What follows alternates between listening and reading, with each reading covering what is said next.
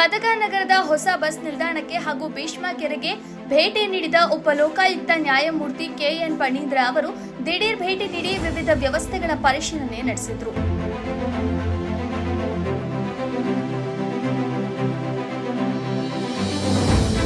Bus ನಿಲ್ದಾಣದಲ್ಲಿ ಸಾರ್ವಜನಿಕ ಪ್ರಯಾಣಿಕರೊಂದಿಗೆ ಸಂವಾದ ನಡೆಸಿದ ಅವರು ಪ್ರಯಾಣಿಕರಿಗೆ ಒದಗಿಸಲಾಗುತ್ತಿರುವ ಸೌಲಭ್ಯಗಳು ಹಾಗೂ ವ್ಯವಸ್ಥೆಗಳ ಕುರಿತು ಮಾಹಿತಿ ಕಲೆ ಹಾಕಿದ್ರು. ನಿಲ್ದಾಣದಲ್ಲಿ ಸ್ವಚ್ಛತೆ, ಕುಡಿಯುವ ನೀರು, ಆಸನ ವ್ಯವಸ್ಥೆ ಸೇರಿದಂತೆ ಮೂಲಭೂತ ಸೌಲಭ್ಯಗಳನ್ನು ಸಮರ್ಪಕವಾಗಿ ನಿರ್ವಹಿಸಬೇಕು ಎಂದು ಸೂಚಿಸಿದರು.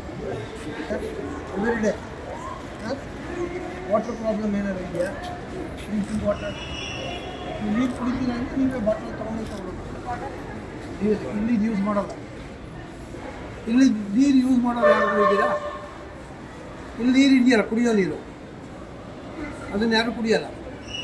ಹಾಂ, ಮತ್ತೊಂದು ಮನೆಯಿಂದ ತಂದುಬಿಡ್ತೀರಾ, ಮನೆಯಿಂದ ತಗೊಂಡು ಈ ನೀರು ಕುಡಿಯೋರು ಫ್ರೂಟ್ ಬರ್ತಾರೋ ಅವ್ರು ಕುಡಿತಾರೆ.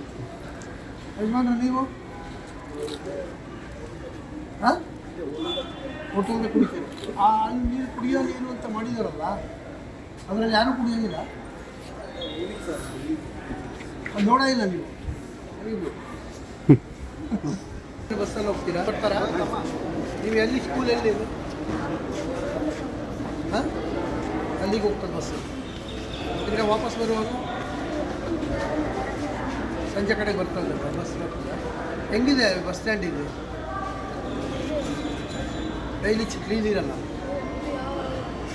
ಹಾಂ, ಯಾವಾಗಾರು ಒಮ್ಮೊಮ್ಮೆ ಕ್ಲೀನ್ ಇಟ್ಟಿರ್ತಾರೆ, ಮಿಕ್ಕ ದಿವಸ ಎಲ್ಲ ಕಸರೆ ಇರ್ತದೆ ಸುಮಾರು. ಆಮೇಲೆ ನೀರು, ಕುಡಿಯೋ ನೀರು ಹೆಂಗೆ ಮಾಡ್ತೀರಾ? ಯಾಕೆ? ಹಾಂ, ಎಲ್ಲಿದೆ ಅಂತ ಗೊತ್ತಿಲ್ಲ. ನೋಡ್ರಿ, ಇಲ್ಲದಿದ್ದರೆ ಆ್ಯಕ್ಷನ್ ತೊಗೋತೀನಿ, ಇನ್ಸ್ಟ್ರೂಮೆಂಟ್ ಮಾಡ್ತೀವಿ. ಹಾಂ, ಸುತ್ತ ಎಲ್ಲ ನೋಡ್ಕೊಂಡು ಬಂದೆ. ಎಲ್ಲ ಗಿಡ ಮರ ಸಣ್ಣ ಸಣ್ಣದು ಇದು ಎಲ್ಲ ಕಸ ಎಲ್ಲ ಇದೆ.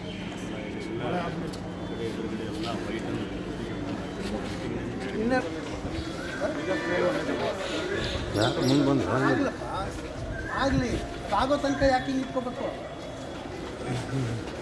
ಅದು ಆಗೋ ತನಕ ಯಾಕೆ ಹಿಂಗೆ ಕಚಡ ಇಟ್ಕೋಬೇಕು ಅಂತ ಕೇಳೋದು. ಆಮೇಲೆ ಒಬ್ಬರು ಸೆಕ್ಯೂರಿಟಿ ಯಾರನ್ನೂ ಇರೋದಿಲ್ಲ. ಇವಾಗ ವಾಶ್ರೂಮ್ ಎಲ್ಲ ಇಲ್ಲೇ ಹೋಗ್ತಾರೆ, ಅವ್ರಿಗೆ ಯಾರು ಹೇಳೋದಿಲ್ಲ. ಅವರಿಗೆ ಸುಮ್ಮನೆ ಅವರ ಎದುರಿಗೆ ನಿಂತಿರ್ತಾರೆ. ಇಲ್ಲಿ ಇರ್ತಾರಲ್ಲ, ಅವ್ರಿಗೆ ಅಲ್ಲಿ ಹೋಗಕ್ಕೆ ವಾಶ್ರೂಮ್ ಎಲ್ಲ ಇಲ್ಲಿರುತ್ತೆ. ಈಗ ಇದೆಲ್ಲ ಈಗ ಕ್ಲೀನ್ ಮಾಡಿರೋದು ನೋಡ್ರಿ, 2 ದಿನ ಇಬ್ಬರನ್ನ ಬ್ರಷ್ ಕಟ್ಟರ್ ಹೊಡಿಯೋರು ಬಿಟ್ಟರೆ ಇದೆಲ್ಲ ಕ್ಲೀನ್ ಮಾಡ್ತಾರೆ. ಎಲ್ಲ ಅಚ್ಚುಕಟ್ಟು ಮಾಡ್ಬೋದು. ಗಿಡ ಮರ ಸಣ್ಣ ಪುಟ್ಟ ಗಿಡಗಳು ಎಲ್ಲ ನೋಡ್ತೀವಿ. ಇದೆಲ್ಲ ಇಷ್ಟೊಂದು ಕಸ ಇಟ್ಕೊಂಡಿದ್ದೀರಲ್ಲ, ಹಂಗೆ ಇದೆ, ಕಾಣ್ತಾ ಇದೆಯಲ್ಲ. ಅವ್ರು ಯಾರು ಎಲೆಕ್ಟ್ರಿಕ್ ಬಸ್ ಆರು ಬಿಡಿ, ನೀವು ಏರೋಪ್ಲೇನ್ ಅಂತ ನಿಲ್ಲಿಸ್ಕೊಡಿ, ಪ್ರಶ್ನೆ ಅದಲ್ಲ. ಅಲ್ಲಿ ತನಕ ಕ್ಲೀನಾಗಿ ಇಟ್ಕೋಬೇಕಲ್ವಾ? ಒಂದು ಪಾರ್ಕ್ ಥರ ಮಾಡ್ಬೋದು, ಸಣ್ಣ ಸಣ್ಣ ಗಿಡಗಳೆಲ್ಲ ಹಾಕಿ ಜನ ಬಂದು ಕೂತ್ಕೊಳ್ಳೋದಕ್ಕೆ, ಕಣ್ಣು ಕದ್ದು ಇದನ್ನು ಸೀಟುಗಳು ಹಾಕಿ ಮಾಡೋದನ್ನೆಲ್ಲ ಕೂತ್ಕೊಳ್ತಾರೆ. ನಂತರ ಭೀಷ್ಮ ಕೆರೆಗೆ ಭೇಟಿ ನೀಡಿ ಕೆರೆಗೆ ಚರಂಡಿ ನೀರು ಸೇರುತ್ತಿರುವುದನ್ನು ಗಮನಿಸಿದ ಅವರು ಅದನ್ನು ತಡೆಯಲು ತಕ್ಷಣ ಕ್ರಮ ಕೈಗೊಳ್ಳಬೇಕು ಎಂದು ಅಧಿಕಾರಿಗಳಿಗೆ ಕಟ್ಟುನಿಟ್ಟಿನ ಸೂಚನೆ ನೀಡಿದರು.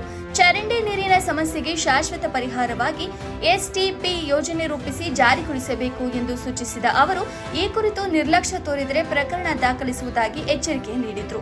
ಸಮಸ್ಯೆ ಸಂಪೂರ್ಣವಾಗಿ ಪರಿಹಾರವಾಗುವವರೆಗೂ ಕ್ರಮ ಮುಂದುವರಿಯಲಿದೆ ಎಂದು ಅವರು ತಿಳಿಸಿದರು. ವರದಿ ಗಾಳೆಪ್ಪ ಹೆಚ್ ಹರಿಜನ್, ಗದಗ. ಅಲ್ಲಿವರೆಗೆ ಏನು ಮಾಡ್ತೀರಾ? ಚಾನಲ್ ಮಾಡ್ತೀರಿ, ಇದೆಲ್ಲ ಕ್ಲೀನ್ ಮಾಡಿಸ್ಬೇಕು. ಈ ಜಂಡೆಲ್ಲ ತೆಗೆಸ್ಬೇಕು. ಹಾಂ, ನೋಡಿ ಆ ಕಡೆ ಎಲ್ಲ ಇದೆಯಲ್ಲ, ಅವ್ರೇನು ಮಾಡ್ಕೋಬಾರ್ದು ಅಂತಲ್ಲ, ಪರ್ಮನೆಂಟ್ ಸ್ಟ್ರಕ್ಚರ್ಸ್ ಏನು ಬರಬಾರ್ದು. ಇನ್ನೇ ಮಾಡಿಬಿಟ್ಟಿದ್ದಾರೆ. ಶುರುವಾಗುತ್ತೆ, ಕೋರ್ಟ್ಗೆ ಹೋಗ್ತಾರೆ, ಅದಾಗುತ್ತೆ ಇದಾಗುತ್ತೆ. ಅದ್ರ ಬದಲು ಗೌರ್ಮೆಂಟಿಂದ ಒಂದು ಒನ್ ಟೈಮ್ ಇದನ್ನು ಮಾಡಿಸಿ, ಸ್ಕೀಮ್ ಮಾಡಿಸಿ. ಸರಿ ಅಣ್ಣ, ಇಲ್ಲಿ ನೋಡಿ ನೀರು ನೋಡಿ ಜನ ಅದನ್ನೇ ಮತ್ತೆ ಇಲ್ಲ ಅಲ್ಲ, ಕರೆಕ್ಟು. ಅಲ್ಲಿಂದ ಆಚೆಗೆ ಏನು ಪಾಸ್ ಆಗುತ್ತೆ? ಇಲ್ಲ, ನೀರು ಹೋಗ್ತದೆ. ಹಾಂ, ಕೆರೆ ದಾರಿಲೇ ಸಿಕ್ಕುತ್ತೆ, ವಿಸಿಟ್ ಮಾಡಿರೋ ಮಾಡ್ಬೋದು. ಹಾಂ, ಇಷ್ಟು ದಿನ ಮಾಡಿದ್ದೆ ಅಂತ ಸಣ್ಣ ಬೀಳೋದೇ ಇಲ್ವ? ಹಿಂಗೆಲ್ಲ ಜಾಲರ ಹಾಕ್ರಿ, ಅದನ್ನ ಕ್ಲೀನ್ ಮಾಡಿಸಿ. ಹೋಲ್ ಇದೆಯಲ್ಲ, 2 ಹೋಲ್ ಇದೆ ನೋಡಿ, 2 ಇದೆ. ಅದನ್ನ JCB ತಂದು ಎಲ್ಲ ತೆಗೆದು ಆ ಕಡೆ ಕ್ಲೀನಾಗಿ ಫ್ಲೋ ಆಗಂಗೆ ಮಣ್ಣೆಲ್ಲ ಜಾಲರ ಹಾಕ್ಸಿದ್ರೆ ಏನಾಗುತ್ತೆ, ಬರೀ ನೀರು ಮಾತ್ರ ಹೋಗುತ್ತೆ, ಈ ಕಸ ಕಡ್ಡಿ ಎಲ್ಲ ನಿಂತ್ಕೊಳುತ್ತೆ. ಅದನ್ನು ನೀವು ಒಂದು 3 ದಿವಸಕ್ಕೋ 4 ದಿವಸಕ್ಕೋ ನಿಮ್ಗೆ ಬರ್ತದಲ್ಲ ವೆಹಿಕಲ್ ಗಾಡಿ ಬರುತ್ತೆ, ಅದಕ್ಕೆ ಹಾಕ್ಸಿ ಕ್ಲೀನ್ ಮಾಡಿಸ್ತಾರೆ. ಈ ಜಂಡೆಲ್ಲ ತೆಗೆಸ್ಬೇಕು, ಇವತ್ತೇ ಶುರು ಮಾಡಬೇಕು. ಹಾಂ, ನಾಳೆ ನನಗೆ ರಿಪೋರ್ಟ್ ಕೊಡಬೇಕಿತ್ತು, ಇದು ಮಾಡಿ. ನಾಳೆ ವಾಸನೆ ಹಿಂಗೆ ಕೊಡ್ಕೊಂಡೇ ಹೋಗ್ತಿರ್ತೀರಾ? ಹಿಂದೆ ಬಾರು ಮಂಚು ಮಂಚು ಮಂಚು ರಿಪೋರ್ಟ್ ಮಾಡಿದ್ರು.